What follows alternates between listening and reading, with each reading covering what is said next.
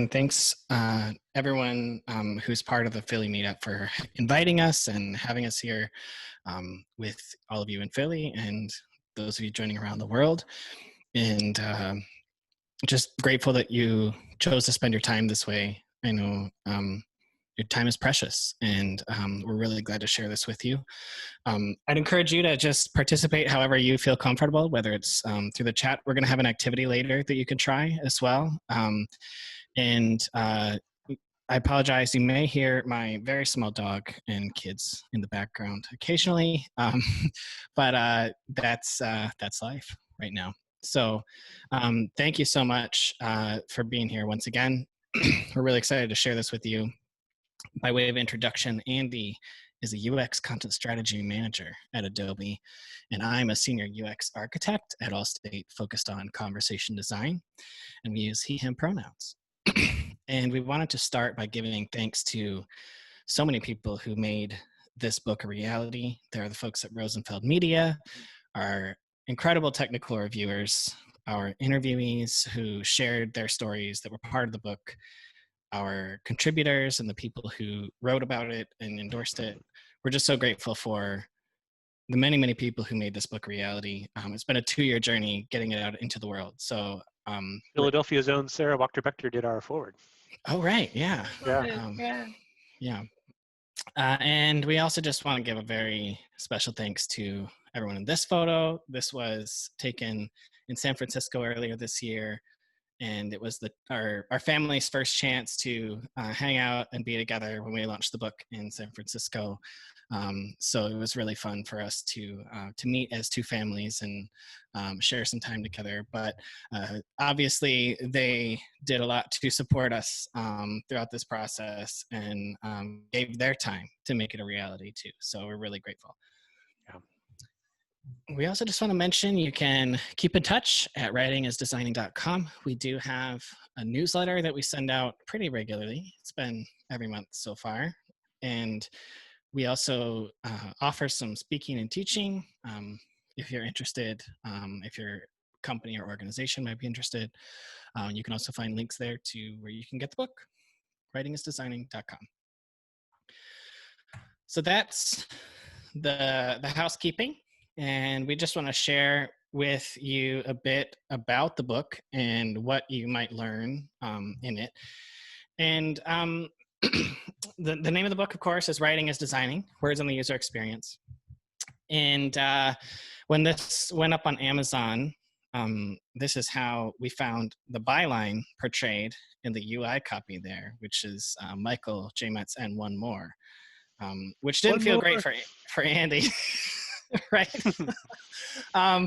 So this is interesting because it highlights to us why we care about this topic so much. So thanks, Amazon, for selling the book and also for showing your customers why this work is important. Because every little piece of language we encounter can have an impact on someone. In this case, it had a negative impact on Andy, who did half the work to make this book a reality and was relegated to the one more label. But really, when we go through our presentation tonight, we want to give you a few things to think about. The first thing is that words are everywhere. We want to show you that. We also want to help you understand the errors or opportunities. So we're going to take a bit of a deeper dive into a single topic of errors and how to handle them. And that's one of the areas that we focus on in the book. There's a whole chapter dedicated to how to think about error messaging and errors in general. And finally, we just want to show you why writing is designing. So that's what tonight is going to look like. So let's dig in. First of all, digital products rely on language. And I'm going to show you this by showing an example that will illustrate this hopefully for you. And I'm going to use a mobile app. So this is a pretty typical mobile app. This is a mobile app that maybe lots of people are using currently to order food and deliver it to your home. There's so many different flavors of this type of app. There's so many different ways they can be built and designed. And here are some sample screens. So this is the screen before you sign in with onboarding. This is the menu screen with all the items on it. And finally, akin to a checkout or final screen before you purchase something. And here's what it looks like. And if anyone ever tells you that design is not about words, ask them to visualize an app like this with and without the words. If you take away the language from an experience like this, there is nothing left to interact with. You wouldn't have any clue what these visual cues mean. Maybe some pieces of iconography would still hold meaning, but for the most part, you wouldn't be able to navigate this app or use it. I first saw this in a great blog post by a designer in Chicago named Miguel Reyes, who was illustrating several popular apps and experiences, and did this for sites like eBay, Twitter, Gmail, some of the things that people use every day. And just shocking how much interfaces rely on words to be successful. And yet, the reason we wrote the book is that we find there's not enough focus on this from a design perspective. To find the right words, writing and design need to team up in your brain and work together. You need to use words and language to solve problems. And this is not something that we alone have said. This is something that people have been saying for a long time. One of the people who inspired us early in our careers to even get into this space is Nicole Fenton, who wrote this in a great blog post called Words as Material. She says, in particular, she says, I don't write fiction or short stories. I use language to solve problems. So when we think about writing in a space like this, you have to really unpack a lot of assumptions you might bring to the table about writing. And for those of us on this call, maybe that's not so hard. But for the people we work with every day, that can be more challenging. How do we illustrate to them the way that language underpins each and everything we do? So if words are such an important part of design, why do we often think of design in terms of visual tools? This is something I think about a lot because to me, many of the skills someone who writes for an interface brings to the table are not so different from someone who designs visual interactions. They are able to conduct research. They're able to think critically about problems. They're able to lay out a strategy. Sometimes they're even more skilled in the strategic work because of their ability to use language effectively.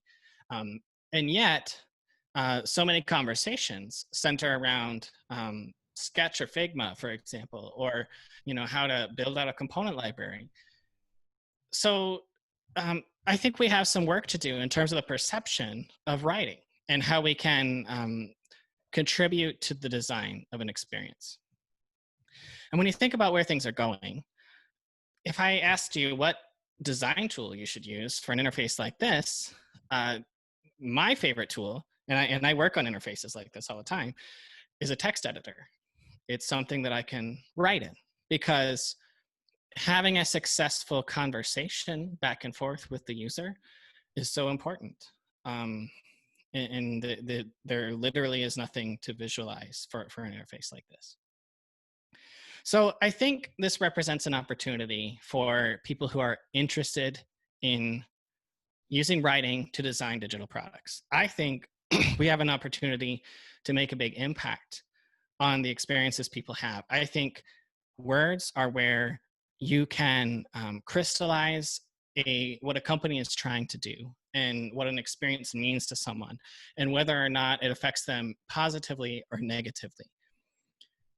And so as you browse through many Medium articles about whether your team should be using Sketch and Envision or Figma, I would encourage you not to mistake making a deliverable with making a difference. Really try to use language to help people live better lives, spend their time the way they want to, empower your users, make them more awesome, as Kathy says. So let's take a quick dive into error messages. I said there's a whole chapter about error messages in our book. And in particular, we want to call out stress cases as well, which can sometimes be thought of as related to errors.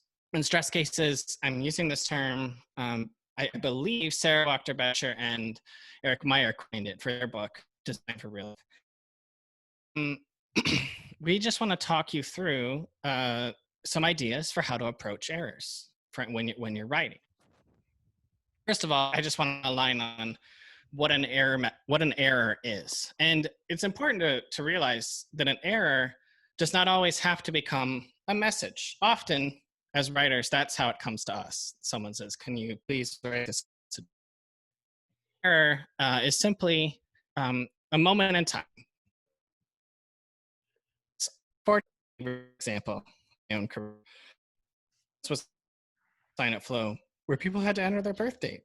And there was an archaic security guideline that prevented people who are 100 years of age or more from creating an account. I couldn't get a straight answer right away as to why this guideline existed from the security team, but it was there. And so I was asked to rewrite the following message, which was, "Please check the birth date and try again."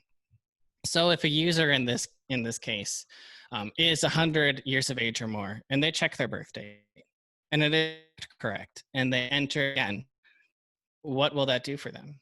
They won't be able to create an account. They'll just be stuck in a constant loop. When really, in that case, all they wanted to do was sign up for this service and move on with their lives. So let's think of some other scenarios that people might be in when they encounter an error. You could have a moment where a highly stressed parent is trying to find the right medication for the child. You also have people are trying to figure out how to get a marriage license. You may have a student trying to look up their recent test scores. And you may have a driver who is just involved in a car accident trying to schedule and pay for repairs. So these scenarios, what I want you to focus on the fact that usually people are not trying to use software. They're trying to do something else. And software is often getting in their way, right? That's when an error happens. So I've even heard at times, and this is really unfortunate, but I've even heard people refer to errors as times when people think users are using the software wrong, right? But that's not the case. What's happening is that an error represents a moment in time when the needs of your users are in conflict with the system. And so what I encourage teams to do is to think of error opportunities. So I mentioned Kathy Sierra, who wrote this great book, Badass, Making Users Awesome. Driven by recommendations, you find badass users, smarter, more skillful, more powerful users, users who know more and can learn, shooting for when they work on an error. Again, think in terms of stress cases, not edge cases. And the reason Sarah Wachter-Becher and Eric Meyer use this term in their book is that behind every small percentage of people who may encounter something are real people who are being prevented from doing something. So don't treat people who encounter these situations as people who are not worth accommodating.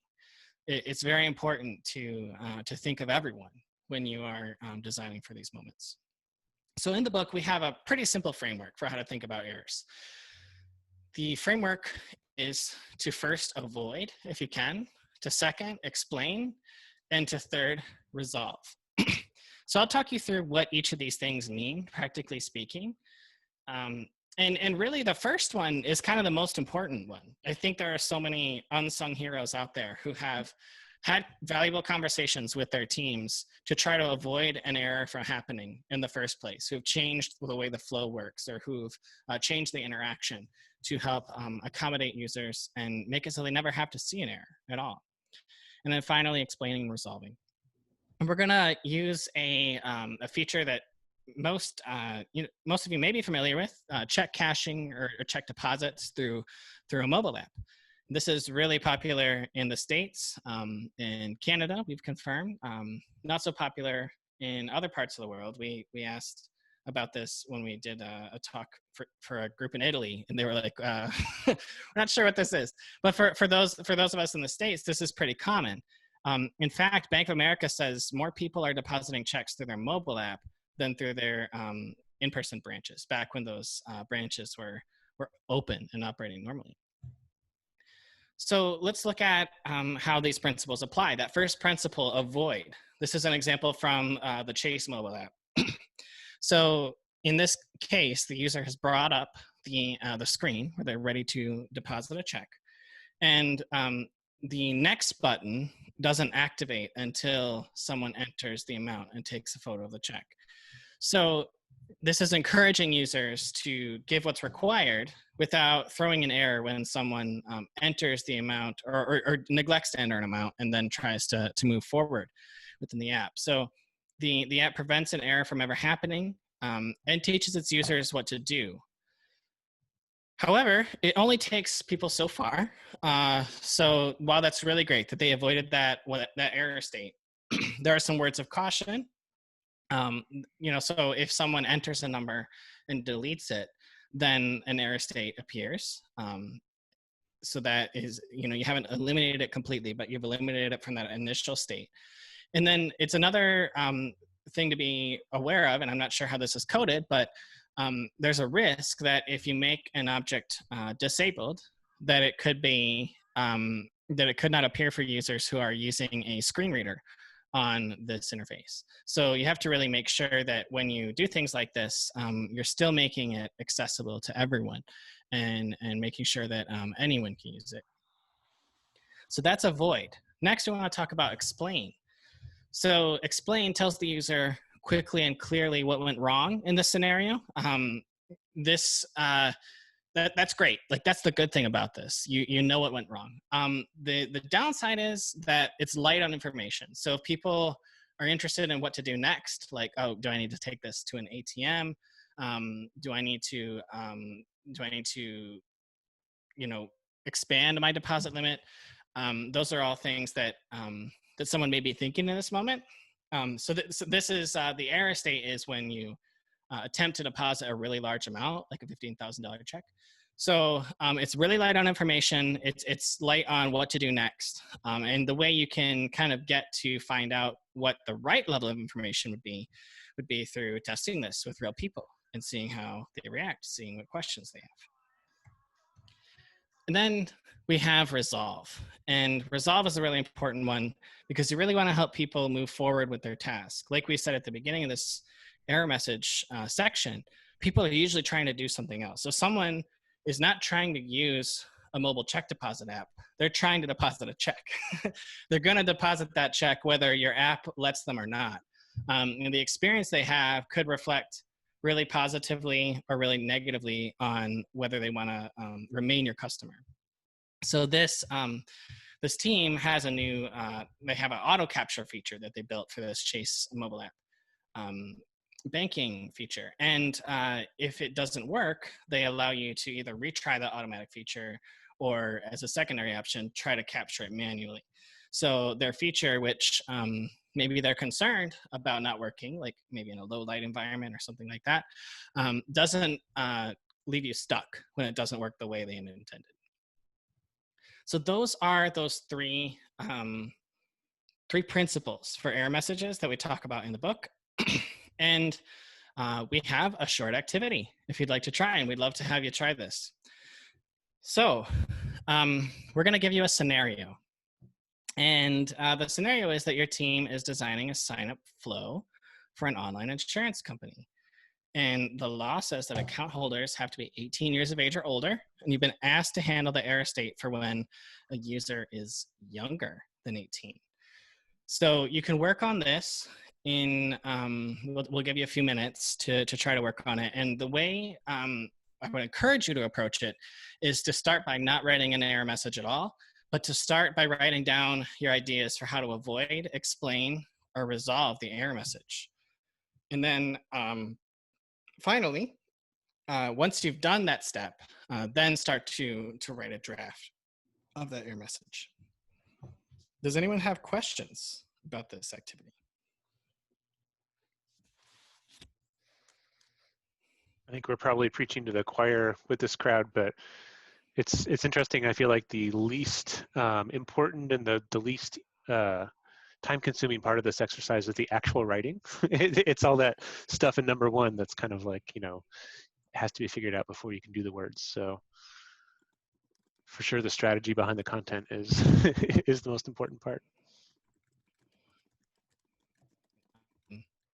And one thing we talk about in the book is how to design your workflow and how to design how you interact with a team, because it's important to be able to give yourself that space.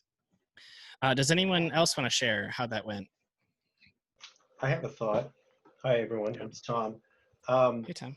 I was actually imagining each of the three steps as gates in a process diagram where, you know, ideally you're getting yeses all the way through, but if you happen to get a no, it detours you off and you have another opportunity to get a yes out of that. But unfortunately, if it goes further, so Yeah. that your goal would be to have as many positive experiences as possible and avoid having to either explain or resolve if you can avoid altogether at the up front. Tom. And you don't want to just think of it in terms of all or nothing, all users. If you can avoid it for some users, it's still worth it to increase the speed of that interaction and help them get through it. Thanks everyone for participating in that. So with all that said, we're gonna pass it over to Andy to wrap things. Yeah. Everybody can see my screen. Everybody can hear me. We're all good. Cool. I've started giving, when I show slide decks at work, I've started making the title slide say, "Can you see my screen?" Because ultimately that's always the first question I ask anyway. So let's assume you can. I'm going to just talk about some of the big ideas from the first chapter of our book, which is kind of the, just related to the title of the book and where we get that idea of writing is designing from, which we've kind of alluded to before. So, earlier Michael mentioned that it's about writing and designing kind of like teaming up in your head, and that's what it is that we do. And I kind of want to show an example of how that could be in action, right? So so often I work at Adobe, and I work on like in-product experiences. So a lot of UX writing and a lot of content design and terminology strategy, things like that. And a lot of times we'll get designers that come to us and say, "Hey Andy, I have this button. What should this button say?" And well, I'm like, okay, so this button like finishes off a flow. The writer part of me might ask, what are the right words for this button? Is it done? Is it continue? Is it finish? Is it complete? Is it something else? I try to think of like the right word or words to use in here that's the clearest. But then I also think about the designer side of my brain, and I have a bunch of other questions, right? So I might think, well, I need more information. What are the entry and the exit points for this button? And what action immediately follows when I press this button? Like, what does it trigger? Are we even using the right messaging component here? Maybe it shouldn't be a button. Maybe it should be a form, or maybe it should be like a little error toast message, or maybe it should be a dialogue or some other kind of component. What's the inverse action of this button? Should it be like if this button is assign, should it be like unassign? Should it be disassociate? Should it be something else? How does this button translate or localize? Is it the same word in the 30 some other languages that we translate to, or is that even a concept that translates? Does it fit within that button? And then also, does it fit within our voice and tone strategy? If we're thinking about like, if we have a very sort of like subdued voice, like a word like "got it" might not be appropriate. Sometimes it is. I have a personal vendetta against buttons that say "got it," but that's just me. So again, just to reiterate what Michael said earlier, writing is about fitting the words together, and design is about solving problems for your users. And that's kind of like ties back into that thesis, right? That we're designing with words here. Just to kind of reiterate a little bit further, I'm really going to like hammer this in your head because this is kind of our main thesis. Many of you are probably familiar with The Elements of User Experience by Jesse James Garrett. It's a really great kind of foundational book that really kind of like furthered the cause of UX. And this is a little bit modified from a framework that he presents in this book, right? Like there's these like these layers of UX, and it kind of starts at the bottom in a very abstract manner, which is your strategy. You know, this is the reason we're creating something.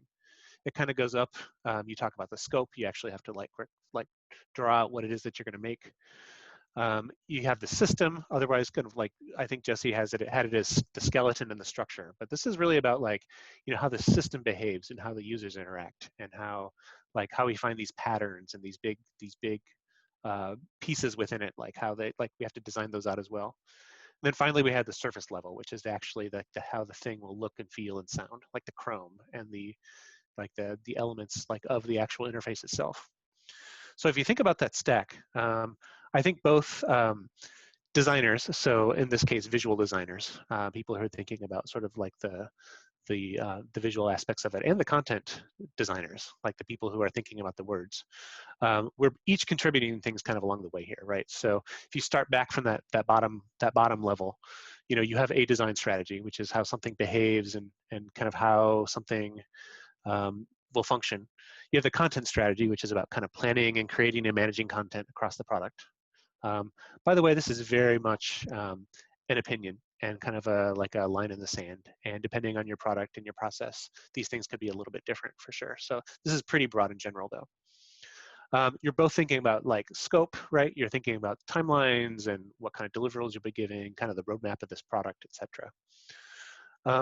When you get to the system level, you know, the designers are thinking a lot about like that design system stuff, right? So you want to document and come up with components and patterns, and you'll be thinking about like your IBM Carbon or your Adobe Spectrum or your Shopify Polaris, like the design system stuff.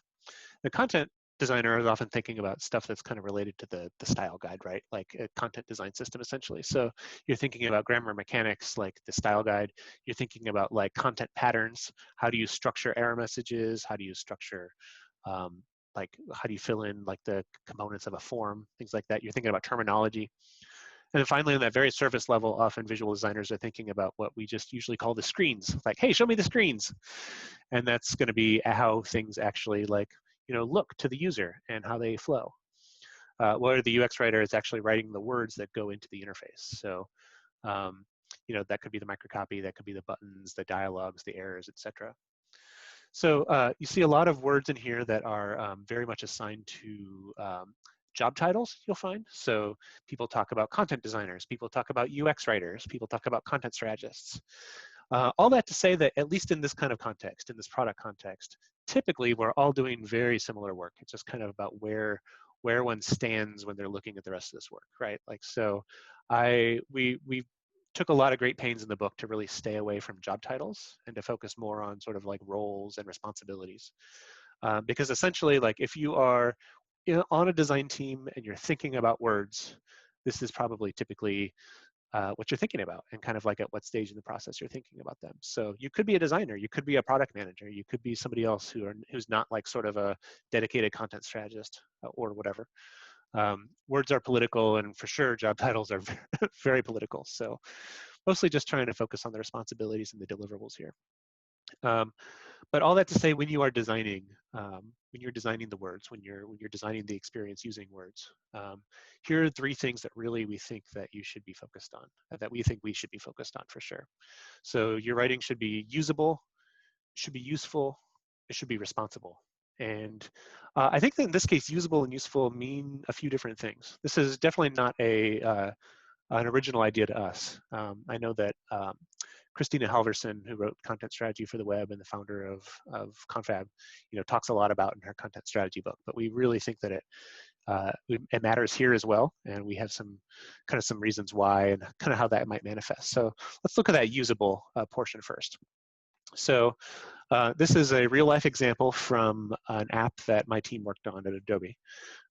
We have a little mobile app that kind of goes along with your Creative Cloud subscription, and it gives you things like tutorials, and it gives you certain services, and it connects you with like updates and like information like that, the Creative Cloud mobile app. So when you are on the Learn tab and you're looking at a list of tutorials that you could take to work with Photoshop or Illustrator or whatever, when you reach the bottom of that list, we had a little string that said, not finding what you're looking for? Tap on the search icon next to your profile picture. And that was fine. It basically just said like, hey, this is the end of what we have to show you here. If you want to find more, use search.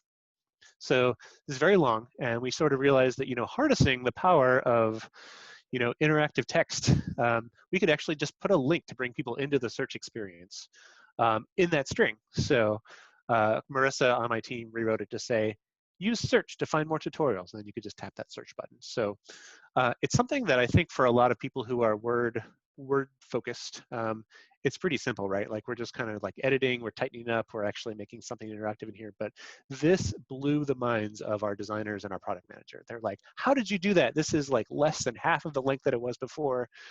Like, how did you make this? And we're just like, words. So yeah, this is an example of making some writing more usable.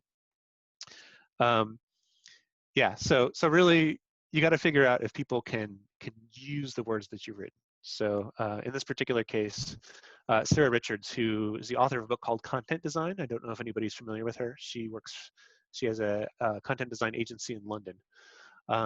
She says that if the words you're writing for something aren't accessible to everyone, you've made a design choice that prevents people from using that thing itself, right? So it's something that we really, really take to heart. Something why we're always kind of optimizing for clarity. Making something very clear and usable is a super important aspect of this work. We interviewed somebody for our book named Melanie Polkowski.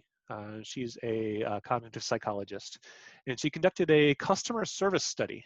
She talked to 821 participants, and she talked about usability factors in customer service experiences. And out of 76 possibilities, 4 of the most important factors were related to words, to writing, to communication. So she says customer service behavior includes items that were related to the friendliness and the politeness of the system, right? So like voice and tone, its speaking pace, and its use of familiar terms.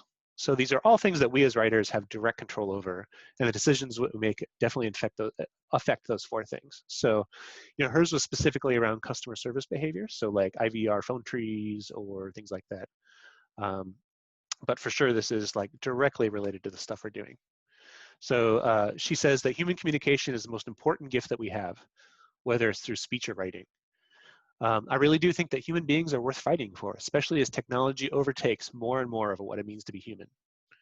Right, so I'm sure we've all had that experience with phone trees, where somebody, you're trying to press 2 for more options, and it just isn't giving you the right information. You feel like you're caught up in the machine, and you just want to talk to a human being. So this definitely is something that connects, and something we can, as this happens, we can try to make sure the technology we're using is trying to emulate humans. Let's talk about useful writing. So this is a really interesting opt-in / opt-out experience for Malia Hotels and Resorts, right? So this is something. It was a reservation system, and they're really sort of like blunt forcing people into both opting in and opting out using words, right? So let's look at that first one here. Yes, I want to register for the Malia Rewards loyalty program. Yes, I want to receive information about special offers and promotion. And then also, and that you also accept the terms and conditions. So, okay, that's something you apparently have to check mark in order to go forward. But also, weirdly, there's this other one that says, I do not want to receive advertisements. So you're kind of like opting in and opting out at the same time, right? You can really see somebody was like, we have to make this GDPR compliant. So let's just slap that, that bottom one on there.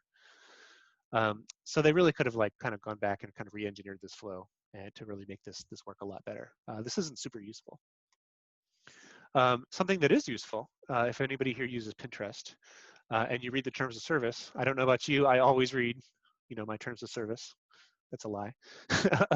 But if you go to the Pinterest one, they have a little kind of sidebar thing at the end that just kind of like puts it more simply, right? Like, so you have the legalese about the stuff that you're agreeing to. But you also have the thing that kind of is more in plain language that's maybe not legally binding, but really kind of like helps you kind of understand what it is you're agreeing to. Obviously, we could go a step further and make the actual terms of service themselves a lot more clear.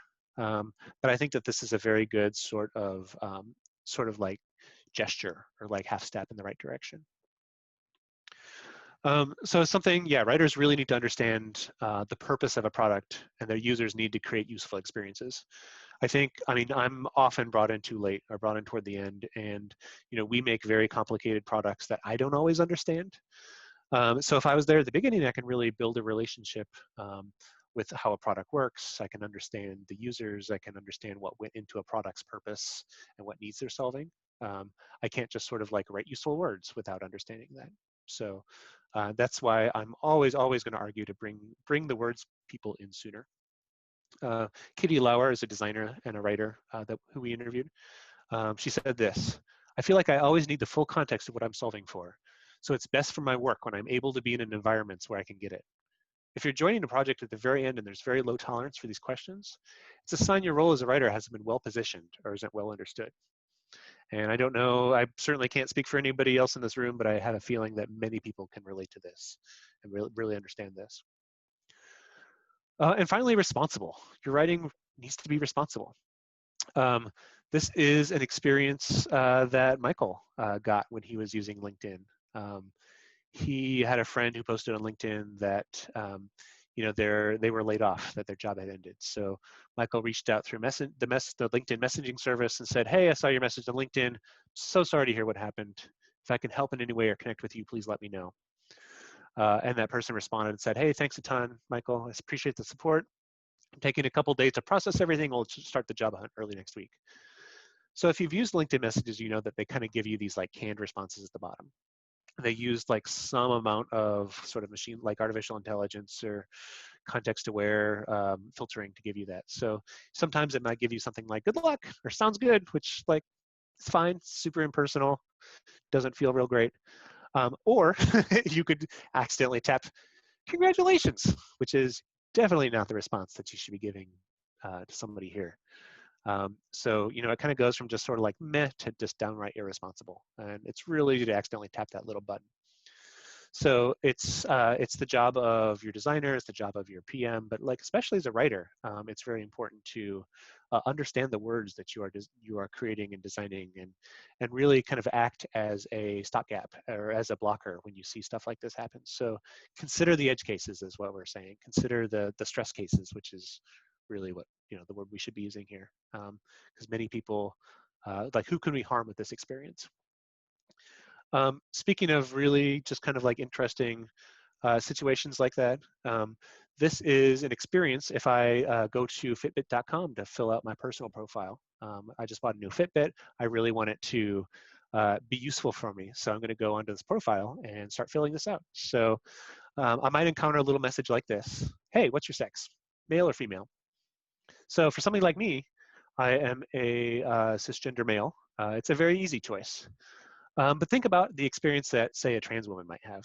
And we actually interviewed a trans woman for our book, talking about this very experience. So many of you may know Ada Powers. She's kind of a amazing force on Twitter and in many other kind of UX communities.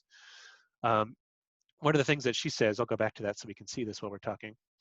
Ada really says that, I really want to get the most out of my Fitbit. So I really want to understand where they're coming from and why they're asking me this question. So normally I'd assume they're awkwardly asking about my gender, just so maybe they can market stuff at me, right? In which case I would fill out female. But within the same experience that you can't see here, they're also asking for height and weight.